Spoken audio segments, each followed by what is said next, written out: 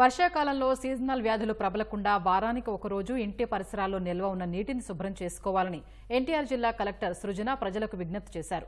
విజయవాడలోని రామకృష్ణాపురంలో Friday dry day పేరిట నిర్వహించిన అవగాహన ర్యాలీలో ఆమె పాల్గొన్నారు.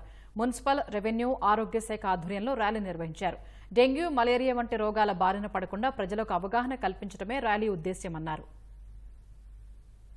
నీరు నిల్వ ఉండే ప్రాంతాలు కొన్ని ఉంటాయండి. కొన్ని టైర్లో, పాత కొబ్బరి బొండాలో, లేదా మనం ఇష్టంగా పెంచుకునే మొక్కలో, లేదా ఇళ్లలో ఉండే ఫ్రిడ్జ్లో, ఇలాంటివి చాలా మన ఇళ్లలోనే ఒక బ్రీడింగ్ సోర్స్ ఏర్పడి అక్కడి నుంచే డెంగ్యూ, మలేరియా కలిగించే దోమలు ఉత్పన్నం అయ్యే అవకాశం ఉంటుంది. కాబట్టి వాటి మీద ఇళ్లకందరికీ అవగాహన చేస్తూ ప్రజల్ని కూడా భాగస్వామ్యం చేసుకుంటూ ఈరోజు విఎంసీ వారు చేస్తున్నారు, మా హెల్త్ వాళ్ళు చేస్తున్నారు, ఏ విధంగా డిపార్ట్మెంట్ వాళ్ళ బాధ్యత నిర్వహిస్తూ నివారణ చర్యలు తీసుకుంటున్నారో అదేవిధంగా ప్రజలు కూడా భాగస్వామ్యం అయ్యి ఇంటి పరిసరాల్లో ఉండే బ్రీడింగ్ సోర్సెస్ని రాకుండా ఫ్రైడే డ్రైడే అని ఖచ్చితంగా పాటించే విధంగా, అంటే వారానికి ఒక రోజు మన ఇంటి పరిసరాల్లో ఉండే నీటి నిల్వ అయినవి ఏమన్నా ప్రదేశాలు ఉన్నాయా లేదా చూసుకొని వాటినన్నిటినీ పూర్తిగా తొలగించుకొని మరీ నీళ్లు నింపుకోవాల్సిన అవసరం అయితే తర్వాత నింపుకోవాలి.